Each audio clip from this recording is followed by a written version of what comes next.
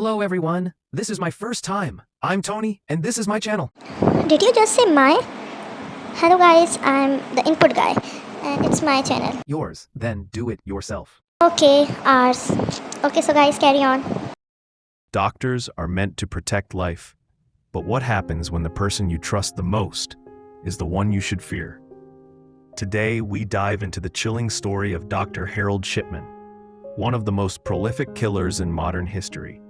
His calm smile, neat suit, and gentle voice hid a truth that shook the entire medical world.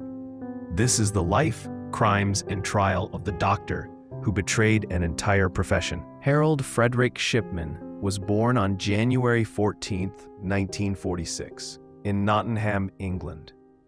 He was the middle child, quiet, intelligent, and known for being a bit distant. But one event in his early life shaped him in ways no one could have imagined. His mother, Vera Shipman, was diagnosed with terminal lung cancer. Harold, only a teenager, watched her suffer, except on days when the doctor visited. Her doctor would inject her with morphine, and Harold saw how the pain instantly vanished, leaving her calm, peaceful, almost serene. When she passed away, Harold was devastated. But that image of morphine providing a gentle, controlled death stayed with him. Some people believe it stayed too deeply. This experience inspired him to become a doctor. But in hindsight, it may have also planted the darkest seed of his future. Shipman attended the Leeds School of Medicine, where he performed well academically, though he sometimes appeared arrogant and detached. Early in his career, he already showed signs of trouble. In 1975, he was caught forging prescriptions for pethidine, an opioid he had become addicted to. He was fined, received rehab, and surprisingly, was allowed to continue practicing medicine. And that decision would cost hundreds of lives. Shipman worked as a trusted GP in the town of Hyde, Greater Manchester. His patients were mostly elderly women who adored him. He was the kind doctor, the one who made home visits, the one who cared. At least, that's what they thought. He would visit patients alone, often in their homes, and administer lethal doses of morphine or diamorphine. When they died, peacefully, without struggle, he would calmly certify that they passed from natural causes. No suspicion, no alarm, just another elderly patient gone. For years, he killed in silence. If Shipman hadn't grown confident, almost untouchable, he might never have been caught. In 1998, he murdered Kathleen Grundy, a wealthy former mayor. But this time, he forged her will, leaving almost everything to himself. Her daughter immediately felt something was wrong. Kathleen had been healthy, active, and full of life. Police ordered an exhumation. When they tested her body, they discovered high levels of morphine, administered shortly before death. That was the beginning of the end. The police dug deeper and found shocking patterns. Many of Shipman's patients died after unexpected home visits.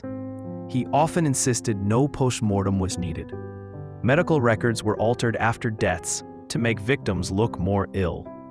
When authorities reviewed his cases, they realized something horrifying. Shipman wasn't just a killer. He had been killing for decades. In January 2000, Harold Shipman was convicted of 15 murders.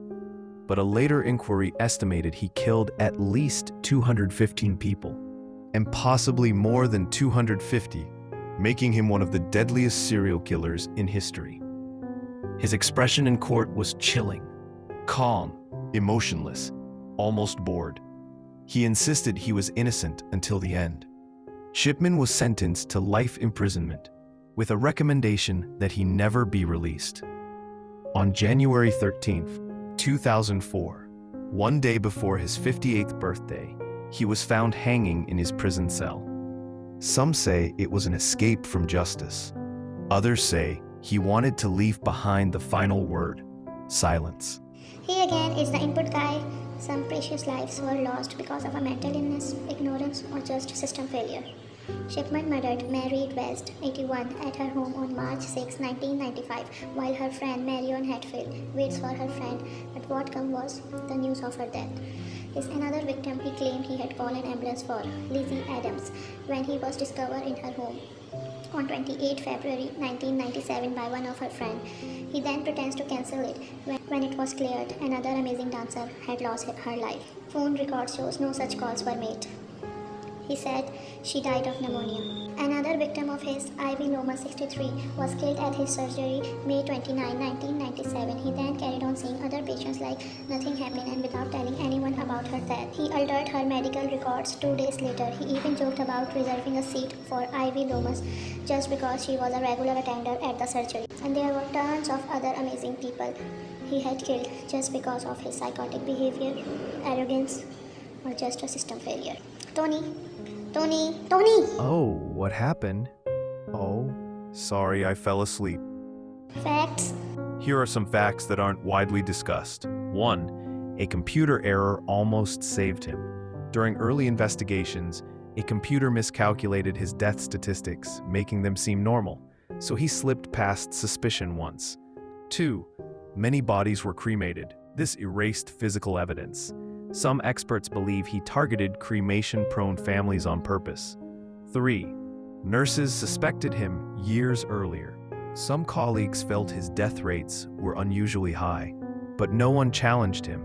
He was seen as respected, even authoritative. 4. His comfort technique mirrored his mother's final days.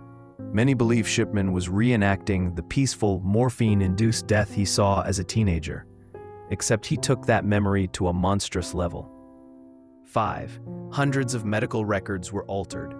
He often changed a patient's file minutes after they died to make it look like they had been terminally ill. 6.